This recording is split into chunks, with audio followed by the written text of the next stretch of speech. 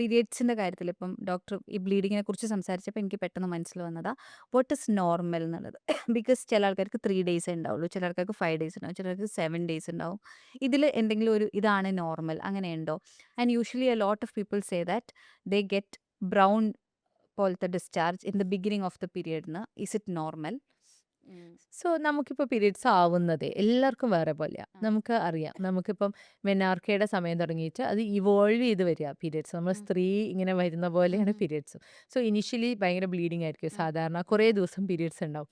പിന്നെ അത് ഡേ കുറഞ്ഞ് കുറഞ്ഞ് വരും. When you go to 30s 40s കുറഞ്ഞ് കുറഞ്ഞ് കുറഞ്ഞ് പയ്യെ നിൽക്കുക ചെയ്യുക. സോ ഏത് ഡോക്ടറിനെക്കാളിലും നമുക്കറിയാം നമ്മുടെ പീരീഡ്സ് നോർമലാണ്. So Yeah. If you always had 3 to 5 days bleeding, അതിപ്പോൾ കുറച്ച് കുറഞ്ഞ് 4 days ആയി, that is normal.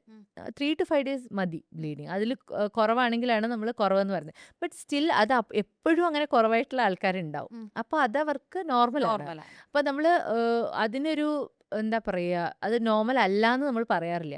But in general 3 to 5 days clots ഒന്നും ഇല്ല, ഭയങ്കരമായിട്ട് പെയിൻ ഒന്നും ഇല്ലെങ്കിൽ ഇറ്റ് ഈസ് ഓക്കെ. Okay. നമ്മൾ പീരിയഡ്സ് നമുക്ക് അതേപോലെ ഡേറ്റ്സ് ഒരു ഏകദേശം ഒന്ന് പ്രെഡിക്റ്റ് ചെയ്യാൻ പറ്റണം. ആ.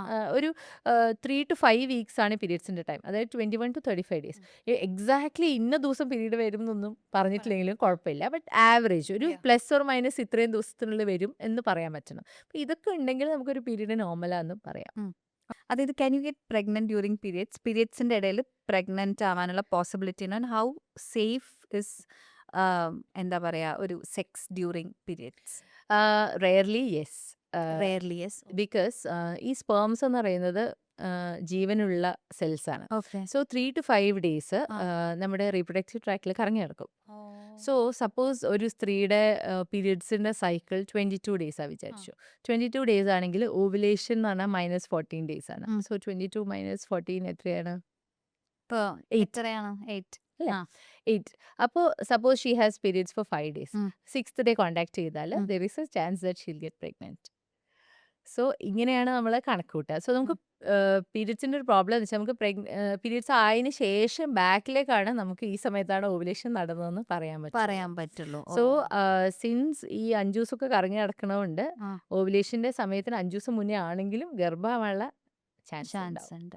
And is it okay to have why not? അതവർക്ക് അപ് ടു ആ സമയത്ത് ലിബിഡോ കൂടുന്ന സ്ത്രീകളില്ലേ? ചില What does that സ്ത്രീകളുണ്ട്. indicate? ദാറ്റ് ഈസ് ബിക്കോസ് നല്ല ലൂബ്രിക്കേഷൻ ഉണ്ടാവും. അവർക്ക് ആ ഒരു ഹോർമോണൽ ആ ഒരു പ്രൊഫൈലായിരിക്കും അവർക്ക് ആ ഒരു എക്സൈറ്റിംഗ് ആയിട്ട് തോന്നുന്നുണ്ടാവുക. കുറേ സ്ത്രീകളുണ്ട്.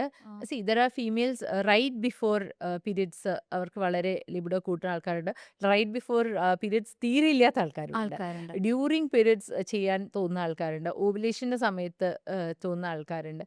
അപ്പോൾ ഓരോ It's സ്ത്രീയും okay. വ്യത്യാസമാണ്. ഇതിൽ അങ്ങനെ പ്രശ്നമൊന്നുമില്ല. ഒരു പ്രശ്നവുമില്ല. If you are Up to them. okay with it, you Yes, can just do. be കുറച്ചുകൂടെ കോഷ്യസ് ആവുക, Hygienic. ഹൈജീൻ ഒക്കെ നോക്കുക. ആൻഡ്